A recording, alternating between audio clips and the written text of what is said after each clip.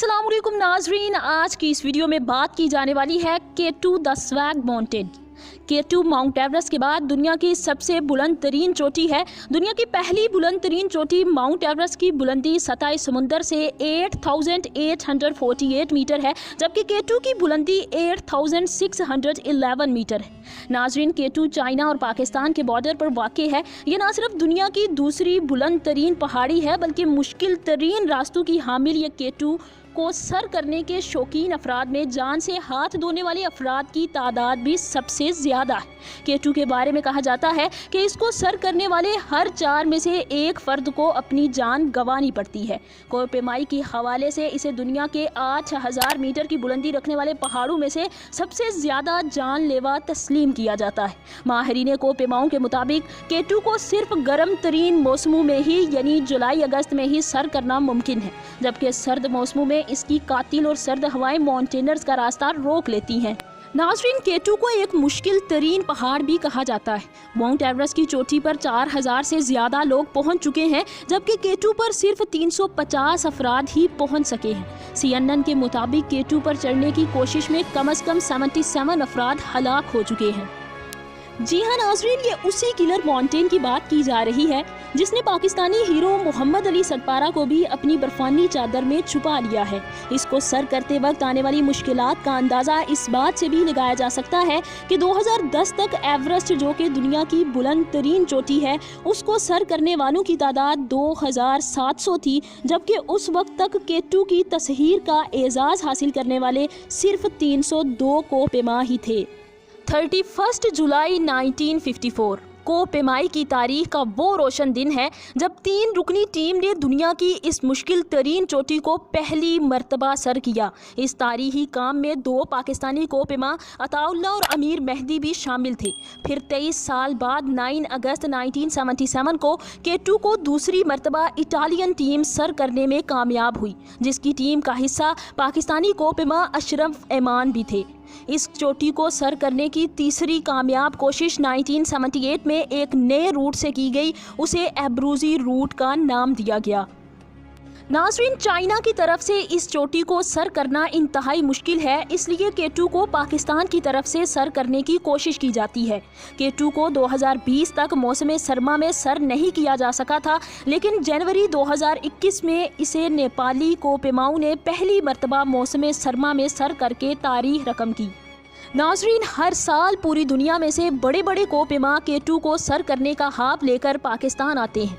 इस जानलेवा पहाड़ पर अगस्त 2008 में एक संगीन हादसा पेश आया। इस तारीखी हादसे में 11 कोपेमा एक ही दिन में अपनी जान गंवा बैठे और कई लोग शदीद जख्मी भी हुए। इस वाक़े को किसी भी पहाड़ पर तारीख का सबसे ख़तरनाक वाक़या भी कहा जाता है।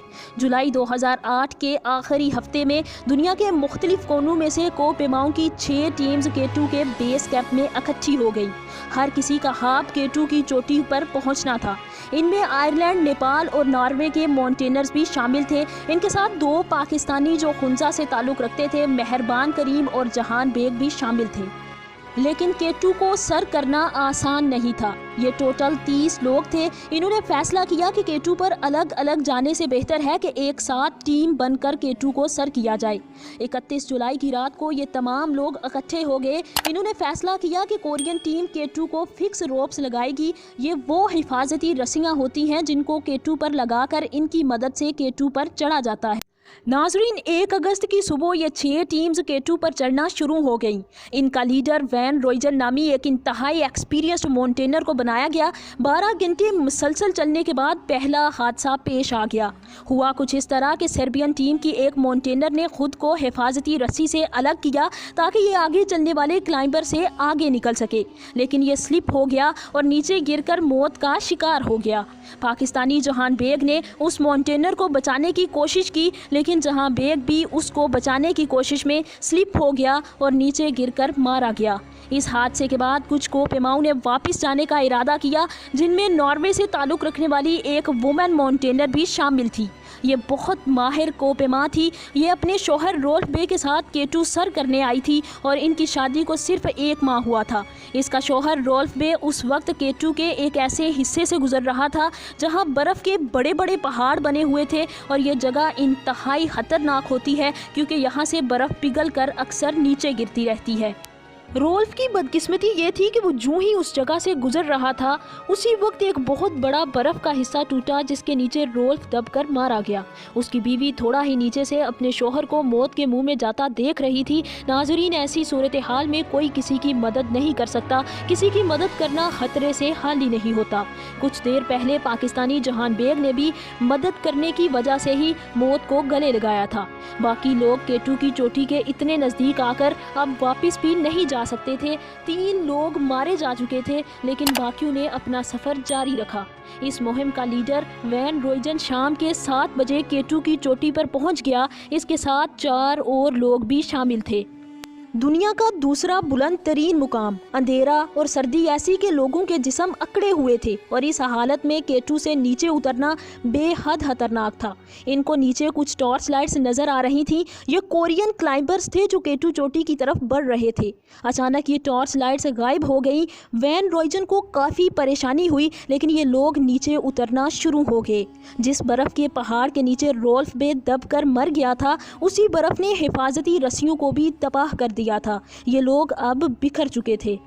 ناظرین، دوسری طرف نیپال کا ایک کوپیما جیومک K2 کے ایک خطرناک ترین حصے بوٹل نیک میں پھنس چکا تھا۔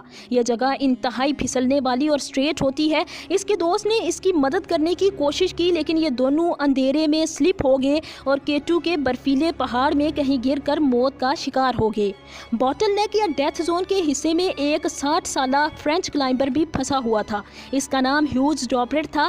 اس آدمی کی مدد کے لیے اس کے ساتھ پاکستانی مہربان کریم بھی موجود تھا۔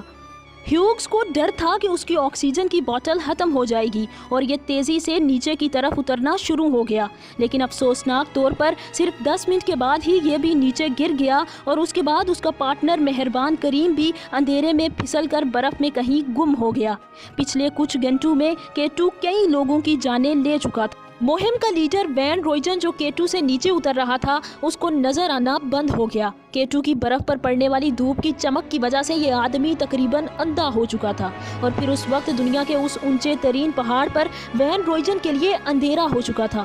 ناظرین، 8000 سے اوپر والے ایریا کو ڈیتھ زون کہا جاتا ہے کیونکہ اس اونچائی پر انسان اپنے ہوش و حواس کھو سکتا ہے۔ اس اونچائی پر کھانا ہضم کرنا مشکل ہو جاتا ہے اور آکسیجن نہ ہونے کے برابر ہوتی ہے۔ وین روئجن نے پچھلے 6 گھنٹے سے کچھ کھایا پیا نہیں تھا۔ حفاظتی رسی بھی تقریباً تباہ ہو چکی تھی اور اتنے اندھیرے میں بغیر رسی کے نیچے اترنا انتہائی خطرناک تھا۔ اچانک اس کی کمزور نظر نے 3 کورین کلائمبرز کو دیکھا۔ یہ وہی لوگ تھے جن کے ہاتھ میں ٹارچ تھی اور یہ اچانک غائب ہو گئے تھے۔ یہ لوگ حفاظتی رسی کے اندر پھنسے ہوئے تھے اور اگر وین ان کی رسی کاٹ دیتا تو یہ لوگ نیچے گر سکتے تھے۔ وین ان کی مدد کرنے کے قابل بھی نہیں تھا۔